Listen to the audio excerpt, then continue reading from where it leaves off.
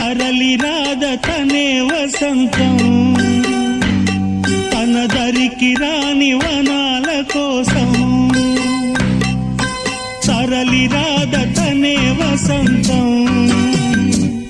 తన దరికి రాని వనాల కోసం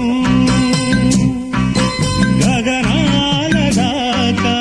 అలసాగకుంటే మేఘాల రాగం ఇలా చేరుకోదా తరలి రాద తనే వసంతం తన దరికి రాని వనాల కోసం